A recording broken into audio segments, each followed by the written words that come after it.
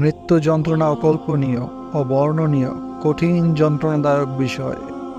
কম হোক বেশি হোক, এই যন্ত্রণা সবাইকে সহ্য করতেই হবে। আল্লাহ তাআলা পবিত্র কোরআনে বলেছেন, অতঃপর লক্ষ্য করো এই মৃত্যু যন্ত্রণা পরম সত্য নিয়ে উপস্থিত।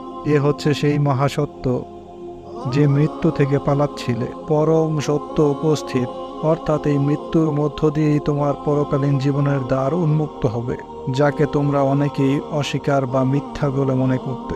মৃত্যু কোনো সহজ বিষয় নয়, তবে মুমিনের মৃত্যু কম কষ্টকর হবে এবং এতে থাকবে মুমিনের জন্য সান্ত্বনা ও অভয়বাণী। পবিত্র কোরআন মাজিদে মহান আল্লাহ রাব্বুল আলামিন বলেন, নিশ্চয়ই যারা বলে আল্লাহ আমাদের রব, অতঃপর এ কথার উপর অবিচল থাকে, মৃত্যুর সময় তাদের কাছে ফেরেশতা অবতীর্ণ হয়ে বলে, ভয় করো না, চিন্তা করো না, বরং তোমাদের জন্য প্রতিশ্রুত জান্নাতের সুসংবাদ গ্রহণ করো।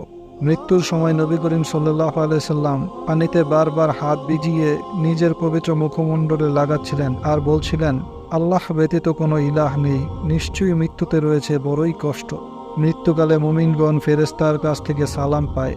আল্লাহ তাআলা বলেন, সেই মুত্তাকিদের যাদের রূহ পবিত্র অবস্থায় থাকে, ফেরেশতারা তাদের জান কবজ করার সময় বলে, শান্তি বর্ষিত হোক তোমাদের উপর, তোমরা জান্নাতে প্রবেশ করো তোমাদের আমলের বিনিময়ে।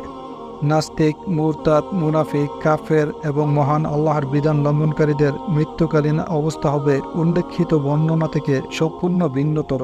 মৃত্যুর সময় থেকে তাদের শাস্তি শুরু হয়। আল্লাহ তাআলা পবিত্র কোরআনে বলেন, তোমরা যদি সেই অবস্থা দেখতে যখন ফেরেশতারা কাফিরদের রূহ কবজ করেছিল, তারা তাদের মুখমণ্ডল ও পশ্চাতে আঘাত করছিল আর বলছিল, এখন আগুনে জ্বলার শাস্তি ভোগ করো, এটা সেই শাস্তি যা তোমাদের কৃতকর্মের পাওনা, নতবা আল্লাহ তাআলা তো বান্দাদের প্রতি জুলুমকারী নন।